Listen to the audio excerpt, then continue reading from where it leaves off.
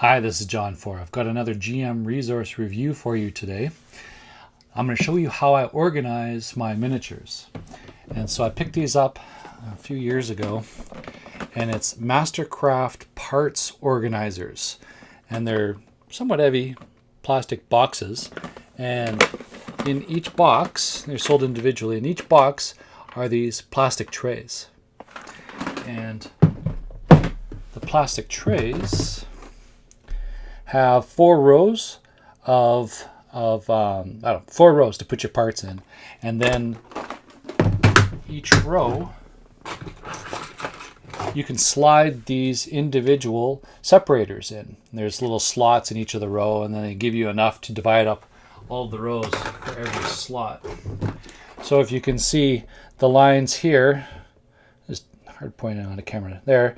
So you just put one of your slots in here. And as a result, you can make compartments or slots within your rows as big or as small as you want.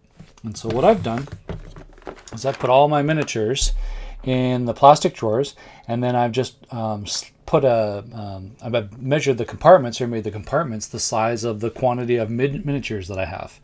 And then I've cut up index cards and just made little tents out of them and labeled them. And these are just temporary labels while I kind of get things all organized. And however, the temporary labels have become kind of my permanent labels. Someday I'll grab some tape and I'll mark them up and measure them and permanently label these things. Anyways, I've got all my creatures then sorted by the type of critter they are. And this has been an incredibly easy way to organize all of my miniatures. What I've done is I've put all of my NPC and PC types into one of the compartments and then organized them by class. So I've got cleric or priestly, druid type of spellcasters. I've got magic wizards and sorcerers in another one. I've got dudes with bows and fighters in another tray, and rogues. And then in some cases I've split them up by race. So I've got dwarves, a section of dwarves, one for halflings and one for elves. And so whenever I'm in the middle of a session or I'm planning an encounter ahead of time, and I know that I need 3 zombies and a shadow and a white, and then I just go to the undead tray and then pull them out, and I've got them ready to go. So I've got one tray organized for NPCs. I've got another tray organized for undead, another one for weird monsters that were uncommon in the D&D miniatures days, and then one for humanoids, and then one for animals. So the animals one I use a lot for things like summon animal and familiars, and what's the other reason that I use animals a lot? It doesn't come to mind, but so this has been a very efficient way to organize my miniatures. They come with a handle. I just carry these to sessions, although I GM in my own basement these days, so I haven't had to carry them around, but they're very portable.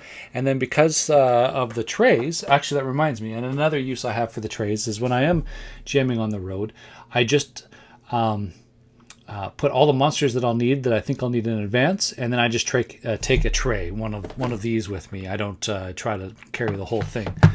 And then another use I just thought of is that I have another tray that's just the NPCs and frequent monster figures that are currently in use in the campaign. So every time I have a recurring NPC, I just throw him in a channel, I guess I could call it, one of the big long ones, and then he's just there. I recognize her.